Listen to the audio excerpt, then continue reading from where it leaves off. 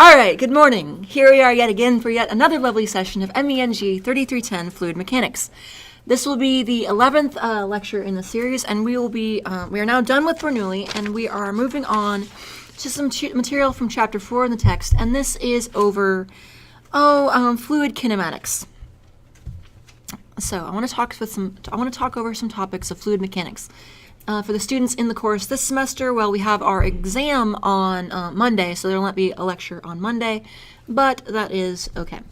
Okay, so let us begin. So we have finished up Bernoulli in the previous lesson. We have learned to dissect it and look at it frontwards, backwards, inside out, and upside down. But now we are going to begin working with the equations of kinematics. So I have a few learning objectives for this lecture. The first thing I want to do is discuss Lagrangian and Eulerian approaches to velocity fields, and 2, apply equations of velocity and acceleration fields. Okay. So first of all, I would like to review a bit and define kinematics. So fluid kinematics. Let us see what we mean by this. And really, I'm going to define this from our basic principles of physics, from what we learned in, really you see these definitions maybe a bit even in high school science class, but maybe you don't remember those, or maybe they never actually describe to you exactly where the names come from and what they mean. So, in particular, I wish to distinguish between 2 things: kinematics and dynamics. Now, in certain casual language, these are sometimes used, not in sort of everyday language. Most people don't go around using words like kinematics all the time, but maybe some do, but that'd be kind of odd. But most people don't go around using those. But in terms of even science and engineering, sometimes we use these interchangeably if we're not being very precise. But kinematics and dynamics really technically are not the same thing. Kinematics describes the motion of objects. The motions of objects, or motion of objects,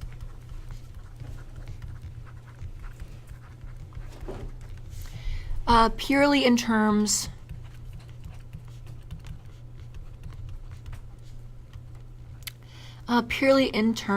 of velocity, or I should say position, velocity, and acceleration.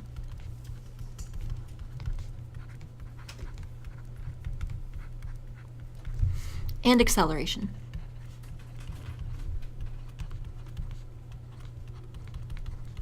Something like dynamics, meanwhile, describes the motion of objects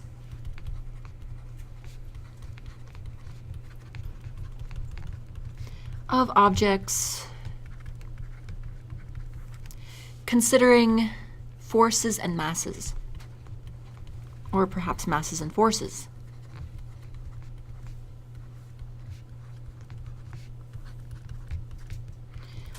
So if I were to go back to the high school level equations, and unfortunately we cannot stick to the high school level equations for this course, don't you wish? But anyway, unfortunately we can't do that. But if I were to use a very simple model or a very simple example of kinematics, it would be something like, if you remember the equations of simple projectile motion, something like Vf squared equals Vi squared plus 2a delta x, or delta x equals 1/2 at squared plus v naught or vi at, something like that. You don't need to write these down, but these are just some examples of the types of equations you see in a high school kinematics class. These are equations that we aren't looking at what is causing the acceleration. We are just simply saying an object is under acceleration. I tell you that, and these are equations for simple kinematics, where we assume that that acceleration is constant. And the most common one you see in a high school physics class are those that cover something like the acceleration due to gravity. And that's very often used because it's a nice constant acceleration that people encounter and objects on the Earth's surface constantly deal with or constantly see. So again, you simply say an object is undergoing this kind of acceleration. As we will see today, it doesn't have to be a constant acceleration, but the same kind of rule applies, where we're saying oh, we don't care what is causing that acceleration. We don't care what is causing that velocity, or we simply say it is undergoing that acceleration. I don't look at yet why that is. It simply is. And then we investigate how that affects the system. Dynamics, instead, is looking at what actually causes this motion. So we'll say something like sum of forces equals mass times acceleration. In a statics class, you use this equation, but you say sum of forces is equal to 0. And all of the art and science is just saying, okay, let's look at how complicated that sum of forces can be. In something like engineering dynamics, ENGR 2302, if you're in our system, is sum of forces equals mass x times acceleration, where the acceleration is n equal to 0. These are dynamics, where we say, okay, what are the forces on an object, what are the masses on an object or objects, and how does the system react to the forces applied to it? And that is the nature of kinematics versus dynamics. So when I say fluid kinematics, I am looking at the how the fluid behaves, not because of a force is applied or a pressure is applied. I'm simply saying, how does a particle behave when a certain acceleration or velocity is present? Okay, so first I need to define some. Now, as I mentioned, we unfortunately cannot use the very simplistic thing of a simple v, like a v equals a times t, or the simple high school math. We're unfortunately well beyond those days, and we have to deal with more grown-up math, you might say. There's a reason you had to take all that calculus. So, oh, not velocity, I should say velocity field. Sorry about that. Didn't finish my title properly. So, consider velocity fields.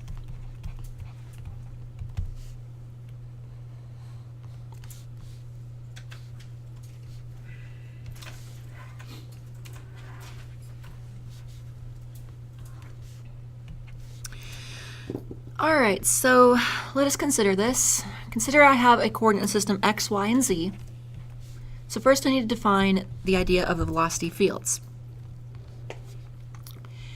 All right, and then let's say I have a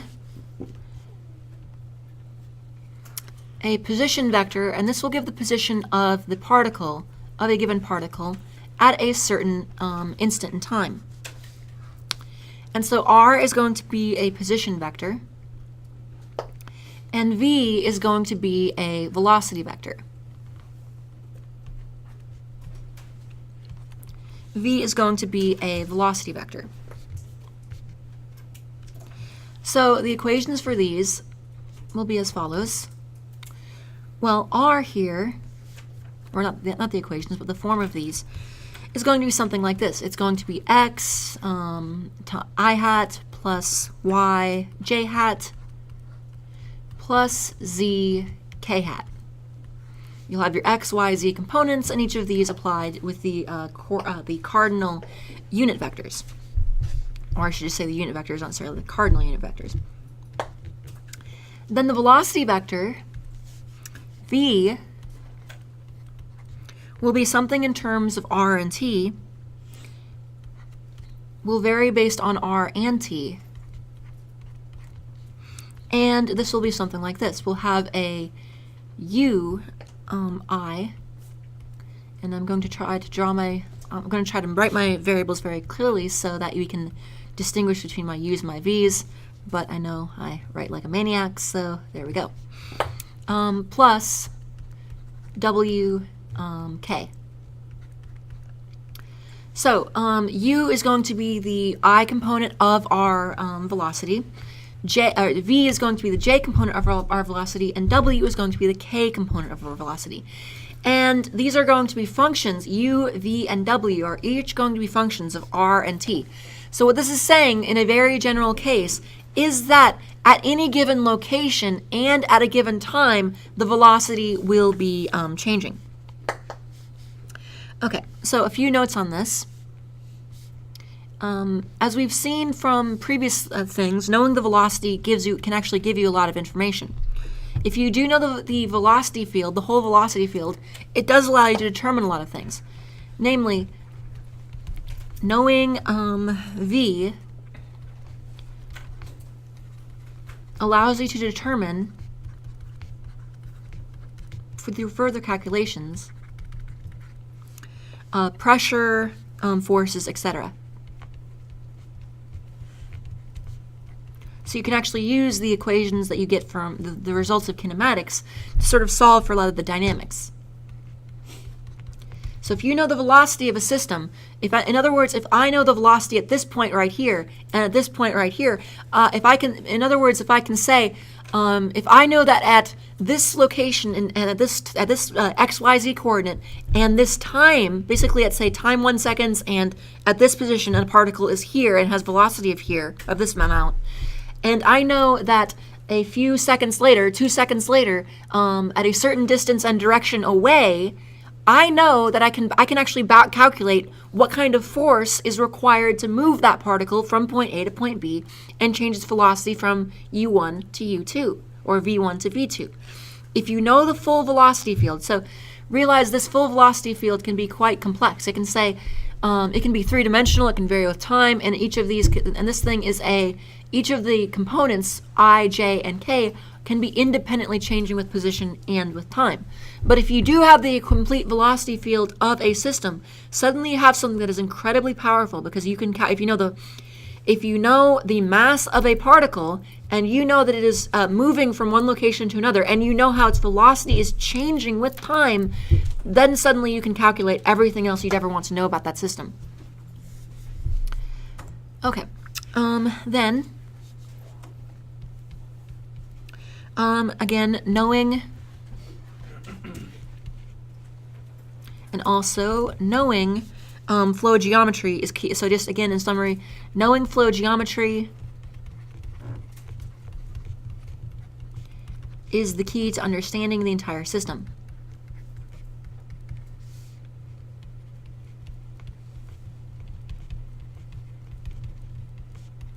The entire system.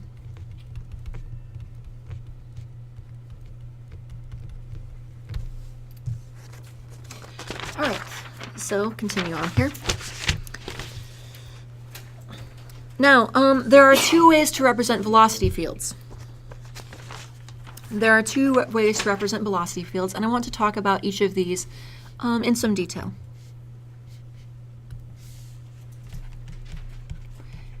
And this may be a review from your calculus courses, but this may, but I just want to cover it.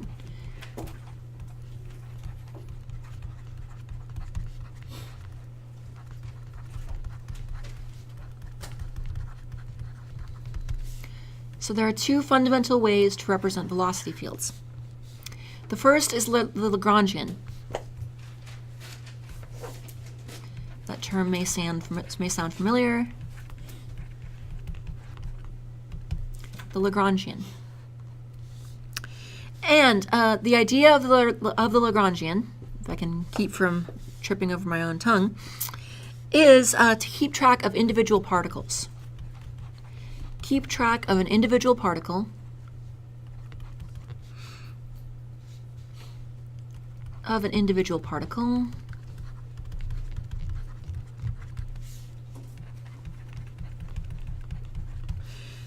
i.e. solve F equals ma for each particle.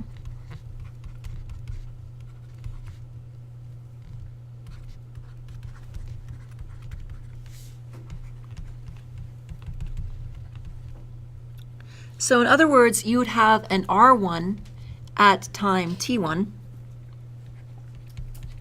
and an R2 at time t2. And there would be some sort of path between those. There would be some sort of path between those points. Let me label that with the black dot. There would be some sort of path between them. Let me do this in maybe a different color.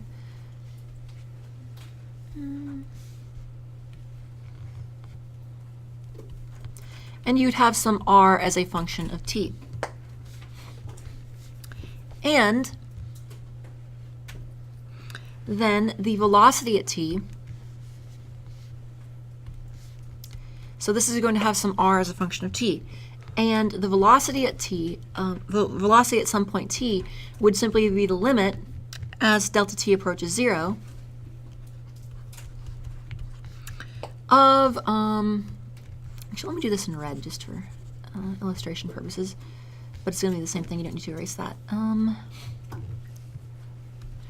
Let me do this as v of t is equal to the limit as delta t approaches 0 of r2 minus r1, or r2 minus r1 divided by t2 minus t1. And this will be then equal to dx dt I hat plus dy dt j hat plus dz dt k hat.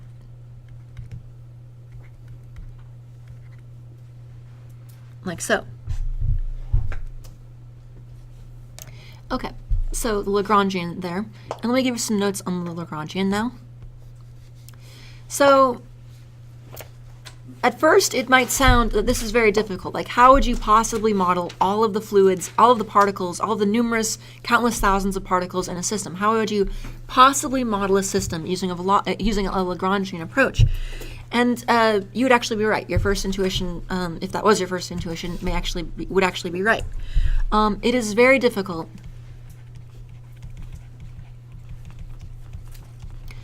Nearly impossible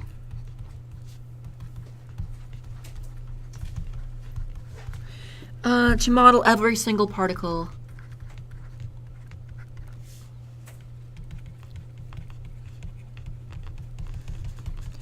every single particle in a fluid flow. Still, it is sometimes used for modeling.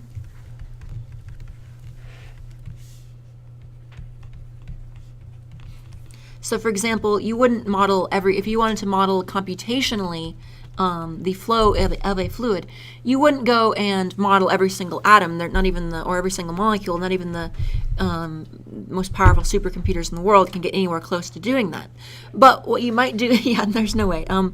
What you might do, however, is not by many orders of magnitude. Get back to me in 100 years. Maybe we can do that then with some weird quantum computer or something. But outside of sci-fi, that is not possible, even with the best computers. Or even if you put I bet even if you put every single computer on the planet together onto this one task, it probably couldn't even model every single molecule of a cup of coffee pouring down the drain or something like that. It would be, or a cup of water pouring down the drain. If you remember Avogadro's number, 6.02 times 10 to the 23rd, there are an awful lot of molecules in very small amounts of matter. So modeling those as individual molecules is not possible. However, in most cases, if we're computational models, you don't actually need to model things as individual molecules. In most cases, that actually is quite excessive. You can actually produce pretty decent molecules by breaking the fluid into small chunks. Maybe think of something. Imagine if you were to model the flow of water in a river, and I don't know the exact mesh size they would use or something like that, but let's say you were to use a fairly small mesh size, like a cubic millimeter, say like a milliliter of water. That's a cubic centimeter by a centimeter by a centimeter. That would still be an awful lot of elements that you would have to model for a stretch of river, but that would be way more doable than trying to model every single molecule in a river. And that might be something, I would have to actually look at the numbers on that, and see what kind of computation that would take. But that might be possible, but definitely if you were modeling in terms of cubic, like an element that's maybe a cubic foot or something of that size, a liter, something of that big, something like that could definitely be done. So if you actually want to use a computational model of fluid flow, you don't actually measure individual molecules. You sort of break the flow into discrete chunks, and you model the Lagrangian for each of those. Okay, but sometimes used for computational modeling. I should probably say not just modeling, but computational modeling.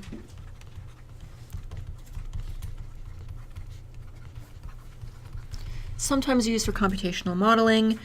Again, treating each particle, treating fluids as a swarm of particles.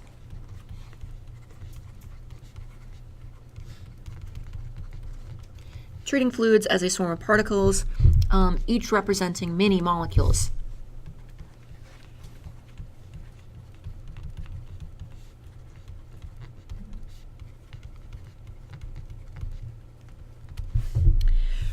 Again, we're going to primarily use the Eulerian instead.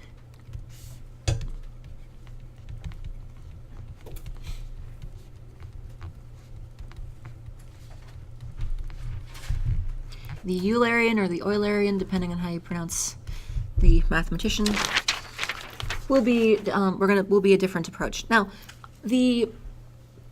let's see. The basic idea. Actually, I should say I want to back up a bit. Another thing that you can actually use this kind of thing for, I don't know if you thought about this before, but another thing you can use this kind of fluid approach for is actually modeling traffic. You can actually model, when you run simulations of the civil engineering majors in the class will appreciate this. One approach to modeling traffic flow, especially this works very well, especially for interstates. It doesn't work quite as well for side streets where you have things like stoplights and that kind of thing. But especially things like interstates, you can actually, where there's no intersections and stop signs or stoplights or anything like that, you can actually model the behavior of those fairly well using a fluid simulation approach. You treat just as if you know that you treat them as sort of a non-compressible fluid, and just as in a fluid, if things kind of get bunched up, the velocity may slow down. The same kind of thing will happen in a highway. Although the analogy is not perfect, obviously, because cars you can't just force them into physical contact with each other, but that you can actually model them using some of the equations of fluid dynamics. But anyway, that has something to do with fluid dynamics. Okay, next let us consider the Eulerian, or whatever your preferred pronunciation is. So the Eulerian.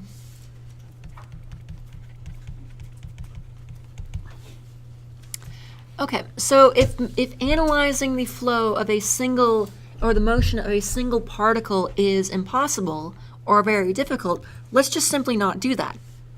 Instead of looking at a single particle moving through space, let us instead analyze a fixed point in space.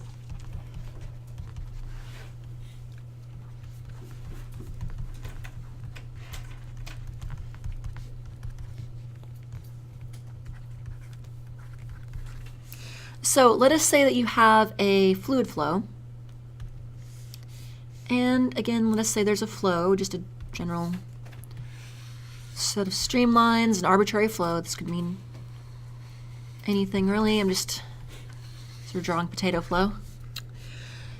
At some location, there will be, now we're going to have R again, but R here is just going to be a vector describing some location. And that's going to be xi plus yj plus zk, same as before, except instead of saying, oh, a particle is at this position at a certain moment in time, we will instead say, okay, I have a big equation showing a velocity field, and whatever point you want to look at, we're not looking at an individual particle, but instead we're looking at an individual point at a certain location in time. So we have a certain location R, and this is a vector because it's defined off of some unit system, some 0 point somewhere. And then we have at that R, we have a V, which is a function of R and T. So basically the way this works is you're going to have you'll first look at you'll have an equation that you'll have a set of equations that you can place in what point you're interested in. Say I'm interested in the velocity at the the point x equals 2 meters, y equals 3 meters, z equals -5 meters.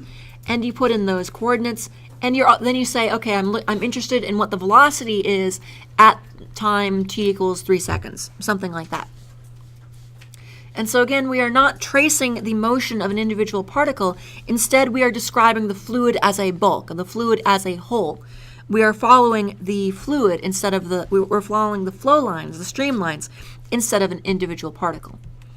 And so velocity here is again just going to be a velocity function in terms of r and t. And the components are going to be very similar. ui plus vj plus wk. And each of these are going to be referred to as the velocity components.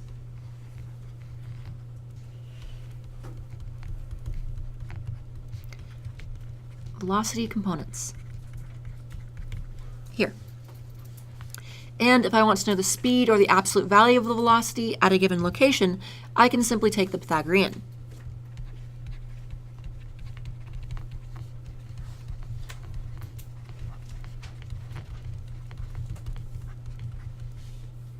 At a given point, again, the absolute value of velocity is going to be the square root of all of these terms. U squared plus v squared plus w squared. All right, so moving on.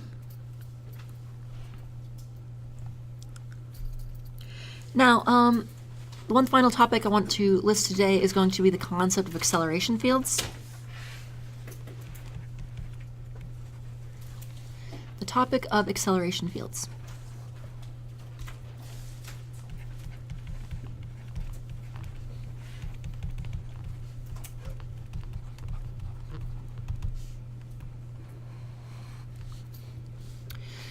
So just like we had a velocity vector for a given location, not for a given particle, but for a given location, I can have an acceleration vector that's going to be dv dt, dv dt, which is equal to du over dt times I hat plus dv over dt, dv dt j hat, plus dw dt k hat, which is then going to be equal to the components axi plus ayj plus az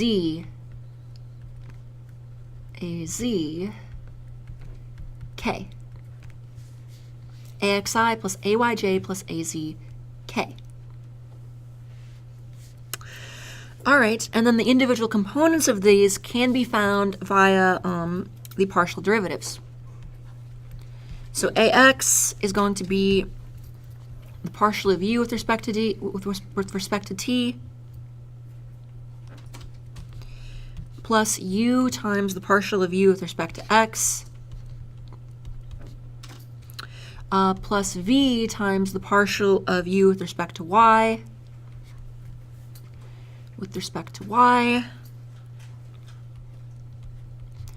plus w times the partial of u with respect to z. And hopefully you can see the pattern maybe. Ay is going to be the partial of v with respect to t, plus u times the partial of v with respect to x,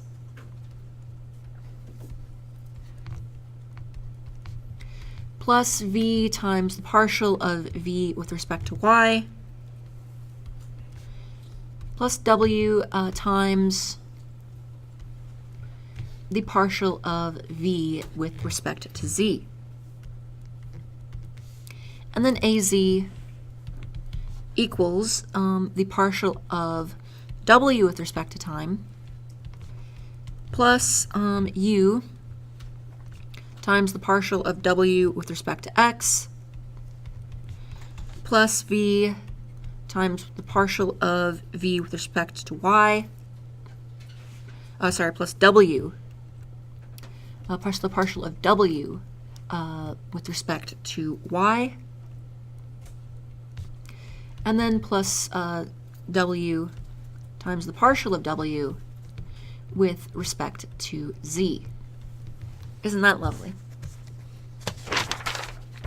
And you'll be working through a few of those equations over the weekend. All right, if possible, I think I have time. I'd like to work through one example problem, if that's okay. I know this can be hairy. This is, like I mentioned, this is the single most math-heavy, or calculus-heavy, I should say, at least, portion of the course. So bear with me. You'll get through it. I know it's everyone. It's generally, when I teach this course, it's everybody's least favorite part of the course, but it is something that you do need to know. It will be important in later courses. So I'm going to work through problem 4.8 in the text. And so this is problem 4.8 in the text. And I just want to sort of see how we would work with something like this. So given the components of a velocity field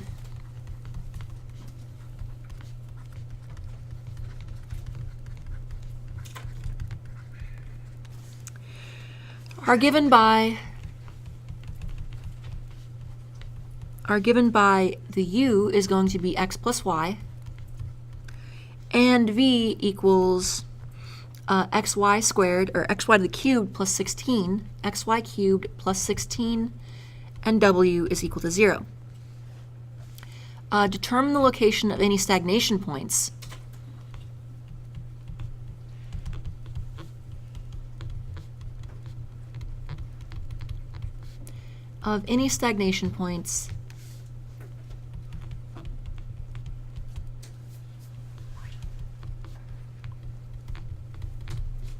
where the overall velocity vector is 0 in the flow field.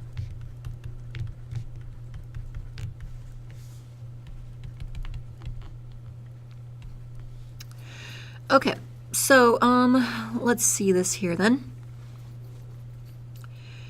Now, we have a couple approaches to do this, but again, let's look at this closely. What's happening here is that you have at a given location, you have u is x plus y, v equals xy cubed plus 16, and w is 0. Well, not necessarily at a given location. This is just not varying with time, I suppose. Okay, so let's work through the solution here. The solution then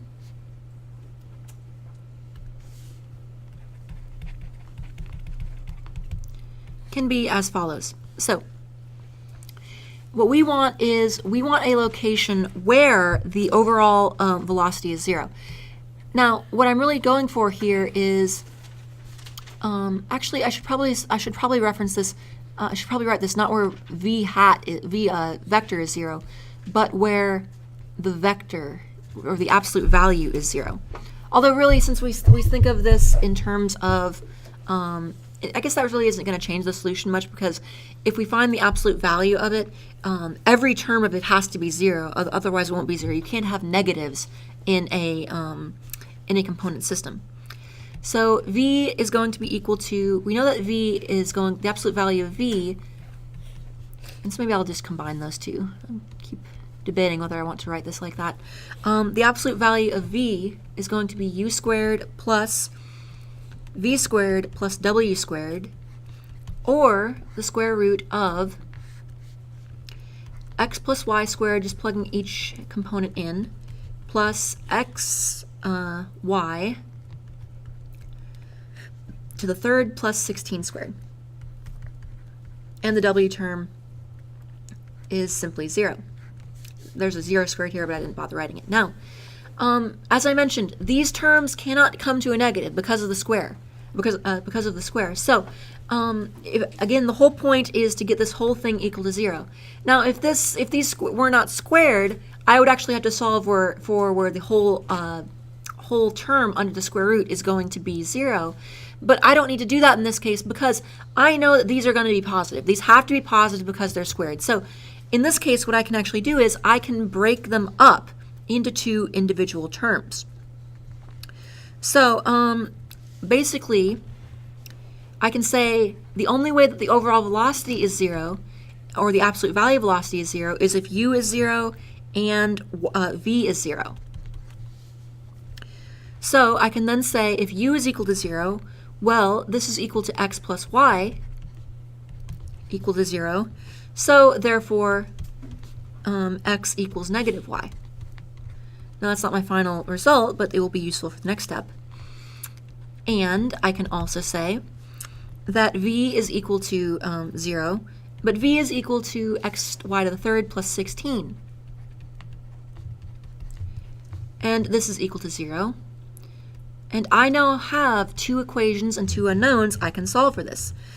So I can then say simply, or I can say here, xy to the third equals negative 16. And if I plug negative y in for x here, negative y times y to the third equals negative 16, or y equals 2. Y equals 2. Therefore, and if I plug this in back into this, I'll also get x equals negative 2. So therefore, the velocity is 0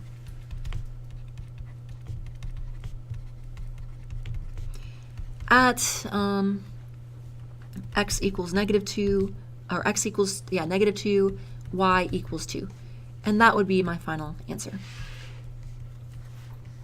I just applied the definition of velocity fields to find where a stagnation point is, or where the overall fluid is stationary. So actually that's going to be interesting. That's going to, if any fluid will reside there, it will tend to be trapped there for a fairly long period in time. Maybe there's like an eddy around it or something. You may have heard of the Pacific Ocean garbage patch. You ever heard of that before? It's not like there are literally massive islands of junk floating out there. It's more like there is a far greater concentration of normal. And the reason for that is simply because of the nature of the global ocean currents at that particular location. Now the velocity isn't exactly 0, but it's on the grand scheme of the ocean's currents, it's effectively 0. So anything that floats in there just tends to get stuck in there and takes a long time to eventually work its way out or degrade in the sun or get eaten by wildlife. But anyway, so that'll do it for today. I hope you learned a bit on this. If you have any questions, feel free to see me during my office hours. And as always, thank you.